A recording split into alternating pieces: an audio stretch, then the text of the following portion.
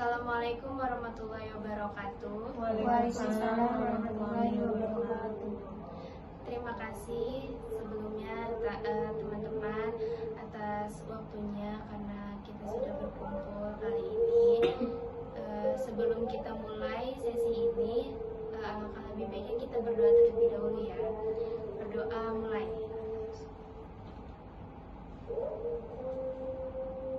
Berdoa selesai. Iya, jadi pada kesempatan kali ini kita akan melakukan sesi konseling kelompok. Sebelumnya kalian ini sudah pada kenal ya, karena kita kan sekelas, sejurusan, jadi kita udah pada kenal masing-masing kan, jadi nggak perlu perkenalan lagi. Ya. Baik, sebelumnya udah pada tahu belum konseling kelompok itu apa? Belum ada tahu ya. Iya, jadi konseling kelompok itu adalah sesi konseling yang dilakukan secara berkelompok. Kita menyelesaikan masalah itu secara bersama-sama, membantu satu sama lain, gitu ya. Jadi kita akan melakukan sesi ini dalam waktu 60 sampai 90 menit ke depan. Dan dalam sesi ini kita ada asas kerahasiaan. Artinya yang ada di sini itu diharuskan untuk merahasiakan apapun obrolan yang ada di dalam sesi ini. Tidak boleh menceritakan ke siapapun selain yang ada di ruangan ini. Kemudian ada asas keterbukaan. Artinya kita menceritakan apapun masalah kita dengan terbuka. Dan kemudian asas kesukarelaan, yang artinya kalian datang ke sini dengan sukarela dan tidak ada paksaan. Baik, bagaimana? Setuju? Setuju. Ya. Baik, kalau begitu kita mulai ya. Jadi nanti kita tuh sistemnya, saya akan mengarahkan untuk bercerita satu persatu. Mungkin bisa dimulai dari kanan ya, dari kanan. Nah, nanti kita kemudian akan kita pilih masalah siapa yang paling berat untuk kita selesaikan bersama-sama gitu. Untuk sharing-sharing kita selesaikan bersama-sama gitu ya. Bisa dimulai? Bisa. Ya, baik, kita mulai ya. Untuk Dinda dipersilakan. Jadi gini, kan gak usah jauh-jauh ya permasalahannya yang sering dialami setiap harinya tuh di kosan nih bermasalah sama teman. Kayak mana ya, kita tuh sama-sama mau di ngertiin, tapi susah juga buat nyatain pendapatnya gitu. Banyak banget kayak tentang ini itu, gara-gara ya pendapatnya bertolak belakang gitu. Iya, jadi kamu dalam satu kosan itu punya ego yang keras ya masing-masing, jadi susah untuk menyatukan pendapat. Iya. Kita lanjut ya ke Winda, silakan Winda. Kalau saya sih ini aja pertemanannya tuh kayak apa ya, punya tuh yang ada yang mudah tersinggung kayak gitu, jadi bingung aja gimana sih caranya biar orang ini gak mudah tersinggung gitu, biar dia tuh sama gitu dengan teman-teman yang lainnya kayak gitu. Jadi kalau permasalahan Winda itu saling tersinggung ya, cepat kesinggung gitu ya. Terima kasih. Lanjut ke Putri. Kalau saya sendiri sih permasalahannya lebih ke saya tuh punya teman yang dia tuh kayak apa ya, kayak nggak tahu diri gitu loh orangnya. Terus tuh kayak misalnya kita udah bantu dia nih, terus tuh kayak dia tuh nggak ada timbal baliknya ke kita. Emang sih kita bukannya mau mengharapkan timbal balik dia ke kita mau gimana gitu kan, cuman kayak pikiran kita tuh ini apa nggak ada sedikit aja sih rasa terima kasihnya ke kita gitu loh. Tapi dia tuh nggak ada balasannya ke kita gitu, kayak pelit gitu orangnya. Iya, jadi kamu punya teman yang kamu ngerasa teman ini nggak ada feedbacknya sama Iya. sekali buat kamu. Iya, lanjut. Kalau aku sih lebih ke ini ya, istilahnya kayak kita nggak tahu salah kita apa tapi didiemin.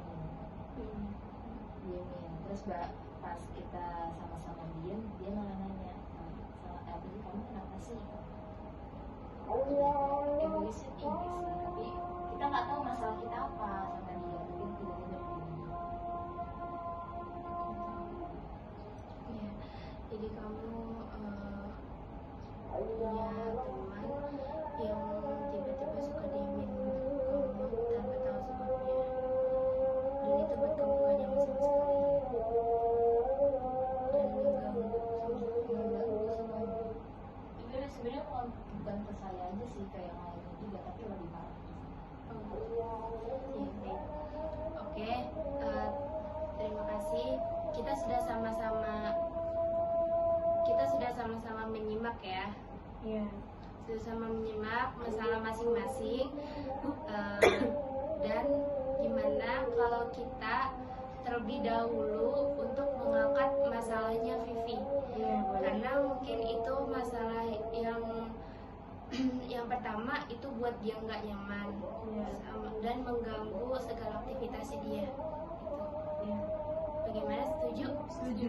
Iya, baik, kita mulai ya. Iya. Ya, Vivi, bagaimana, boleh diceritakan lagi? Jadi kan saya sama dia ini sebenarnya mau lama sih, dari SMP, suka bareng. Tapi semenjak kuliah, dari SMA, semenjak kuliah ini, kami tuh satu kos gitu loh, awalnya tuh ramean kan, terus tiba-tiba saya sekamar sama dia. Awalnya biasa aja, kayak biasa, suka cerita-cerita, main bareng gitu.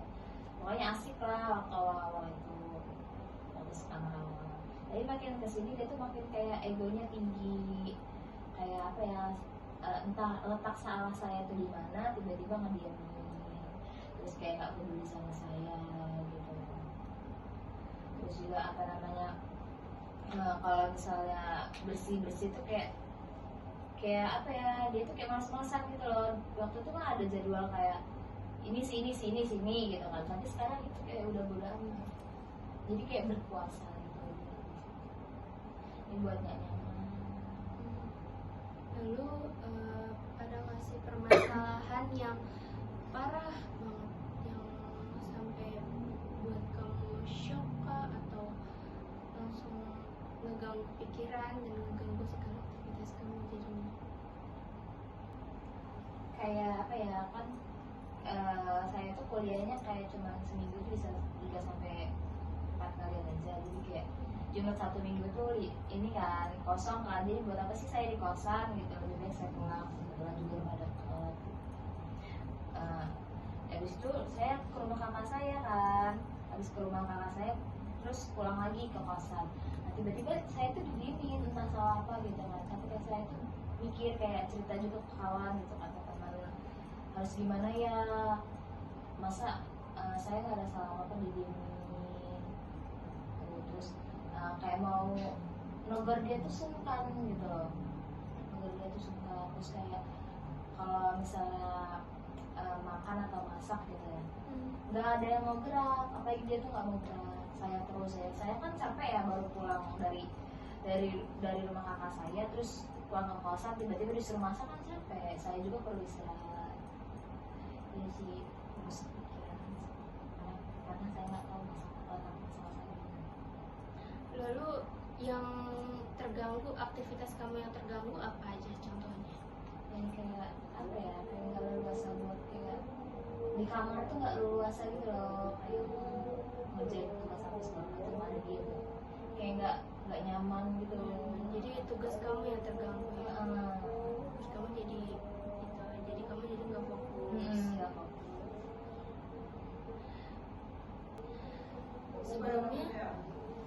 Sebelumnya kamu ini nggak pernah ada masalah nggak, atau kamu ada salah gitu sama dia? Kalau diingat-ingat sih ya dari awal berteman sama kelas SMA sampai sekarang sih nggak ada sih masalah-masalah yang besar banget tuh nggak ada. Tapi dari diri saya juga kayak takut gitu loh, mau nanya saya salah apa sih, kayak takut, nggak tahu, takut aja gitu. Jadi kamu takut takut untuk bertanya salahnya di mana. Jadi kamu memilih untuk diam. Dia ngediamin kamu terus kamu jadi diam aja. Cuman kamu pendem aja gitu. Oke, baik. Jadi bagaimana nih teman-teman dari cerita Vivi? Apakah teman-teman ingin menanggapi atau gimana? Dipersilakan. Dia bilang katanya teman Vivi yang ngediemin kan. Jadi kita tuh sebagai teman tuh apa ya, kalau teman udah diem itu tuh tandanya ada pertanda tanya loh, kenapa ya ini orang, kenapa ya gitu kan. Jadi sebaiknya kayak masalah kayak gitu tuh kita omongi baik-baik gitu kan. Kayak misalnya kita ajak ngobrol dia kok, tapi ngobrol itu jangan dia lagi sibuk, apa kamu lagi sibuk, jangan. Jadi harus sama-sama kayak hari Minggu biasanya kita renggang tuh ya, weekend lah ya. Jadi kita tuh misalnya bangun tidur terus kita udah beres semua, terus nanti sambil mau tanya sih gitu, kamu kenapa loh, kamu kok diem aja kayak gitu. Kalau saya udah salah saya minta maaf ya kayak gitu. Jangan diem-diem aja, karena kan kita ini ngekos ini nggak sebentar, butuh waktu yang lama. Jadi kalau misalnya kita diem-dieman satu sama lainnya, nanti apa ya, kita tali silaturahmi kita itu bakalan rusak gitu kan. Jadi gimana ya, ini kan kita cari solusi yang terbaiknya, cari jalan yang cari jalan keluar yang terbaik buat kita gitu kan. Jangan kita diem-diemin. Kalau kita saling diem-dieman gitu ya nggak ada solusinya untuk kedepannya gitu, nanti malah tambah nggak baik kayak gitu. Jadi itu juga merusak kayak pikiran kita, mental kita, bisa buat kayak gitu juga. Menurut aku sih seperti itu. Ya sebenarnya pengen ya nanya kayak gitu kan, nanya, tapi kayak masih belum berani gitu. Kalaupun nanya pasti dia jawab kayak nggak apa-apa, nggak ada apa-apa, nggak baikan lagi gitu. Dan tapi besoknya gitu. Oh berarti memang temannya memang seperti itu. Tapi yang penting kita harus lebih ngejaga aja kayak gitu kan. Jangan malah kita tambah-tambahin gitu kan. Jadi mungkin ya dia lagi emosi, jadi kita agak redamin dulu nih emosinya gitu kan, nggak apa-apa kayak gitu. Tapi nanti ya setidaknya kita harus memberanikan diri untuk nanya seperti itu. Terus kita gali-gali lagi apa gimana baiknya kayak gitu sih. Iya, jadi menurut Winda itu gak mungkin orang itu diam aja kalau nggak ada apa-apanya.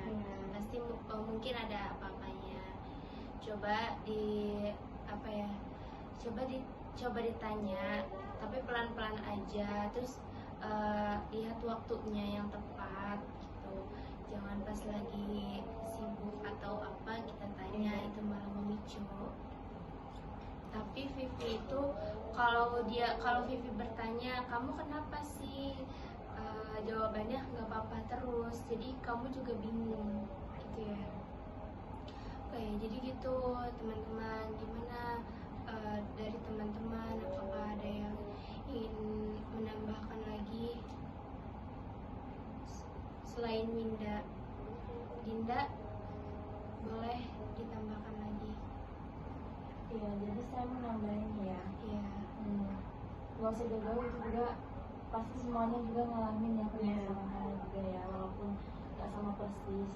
Nah, jadi di sini tuh sama-sama egois ya. Si temannya Pipi yang ngediemin juga egois, Pipinya juga bukannya egois, cuman dia tanya letak salah dia tuh di mana sebenarnya. Dia bingung kan mau tanya sama yang ngediemin dia, tapi posisinya lagi saling diemin ya kan. Sedangkan yang ngediemin ini juga ya kayak mana ya, kalau ditanya sama Pipi nggak apa-apa, nggak ada masalah gitu ya. Emang susah sih, tapi ya kita harus saling ngertiin juga kan. Walaupun susah lah, paling ini susah banget ya kalau buat diselesaikan masalahnya. Cuman kayak kesabaran kita juga harus ditambahin. Jangan sampai kita udahlah nggak usah lagi sama dia, jangan sampai kita punya pikiran yang netting ke teman kita sendiri gitu. Iya gitu Vivi. Jadi kata Dinda itu pas permasalahan yang mungkin dimiliki sama setiap orang. Itu pertama itu karena ego yang masing-masing mungkin masih tinggi. Yang satu nggak mau membicarakan tentang kesalahannya, yang satu lagi bingung apa salah dia tuh. Dan kata Dinda, Vivi harus banyak bersabar aja. Bagaimana, Vivi? Kira-kira sejauh ini apa yang kamu rasakan? Soalnya udah cukup jelas sih, udah kayak tahu gitu loh apa yang harus saya lakukan. Kira-kira kalau misalnya dilakukan, apa yang mau kamu lakukan? Mungkin tetap nanya ya, kalau memang dia bilang nggak apa-apa ya udah, jadi kayak nggak diam-diaman. Hal apa gitu ntar ditanya sama dia, misalnya kayak kuliah jam berapa gitu loh, misalnya sehari itu ada komunikasi lah walaupun dibalas. Iya, jadi gitu teman-teman, permasalahan di Vivi udah menemukan apa yang harus dilakukan. Ya tadi itu dia emang harus bertanya sama temannya, harus mengklarifikasi. Jadi itu tadi Vivi itu punya teman satu kosan, tapi temannya itu suka mendiam dia, dan dia tuh nggak tahu salah dia di mana, letak kesalahannya di mana. Itu terjadi berulang-ulang kali, dan itu lama-lama jadi mengganggu kenyamanan dia. Apalagi kan itu kan satu kos, setiap hari ada di rumah gitu kan, ada di tempat kos itu, tidur bareng gitu kan, jadi mengganggu. Terus kendalanya Vivi ini kenapa dia seperti itu terus, karena dia bukan malu, karena dia tidak mau bertanya apa salah dia gitu. Mungkin Vivi udah mencoba bertanya letak kesalahannya dia di mana, tapi temannya ini bilangnya nggak apa-apa, nggak ada masalah apa-apa gitu. Jadi Vivi bingung sendiri, itu terjadi terus menerus gitu. Oke, baik. Dan Vivi juga udah tahu apa yang harus dia lakukan ke depannya setelah ini. Iya kan, Vi? Iya, gitu teman-teman. Jadi tadi ini saya menggunakan pendekatan client center, yang artinya itu konseling yang berpusat pada klien. Dengan teknik menentukan tujuan. Di sini konselor itu dapat menstimulasi kliennya untuk menentukan apa sih tujuan dia yang akan dia lakukan atas permasalahannya dia ini gitu. Jadi dia menemukan. Jadi tadi kan juga teman-teman juga sudah membantu Vivi kan apa yang harus dia lakukan, sudah menjelaskan juga, dan Vivi sudah menemukan itu. Baik, gimana Vivi sejauh ini, apa yang kamu rasakan? Udah cukup lega Udah cukup lega ya. Baik, mengingat waktunya sudah berjalan dan ingin berakhir, jadi kita cukupkan saja ya untuk teman-teman, untuk Vivi, Dinda, Winda, dan Putri.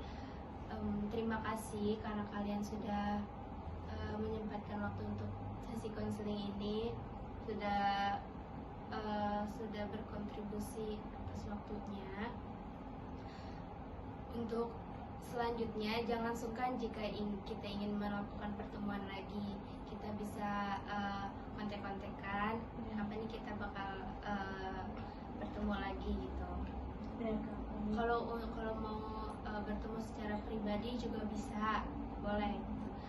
Jangan sungkan, silakan hubungi saya saja. Kita akhiri sesi ini. Mohon maaf bila ada kata-kata yang kurang dari saya. Wassalamualaikum warahmatullahi wabarakatuh. Waalaikumsalam warahmatullahi wabarakatuh.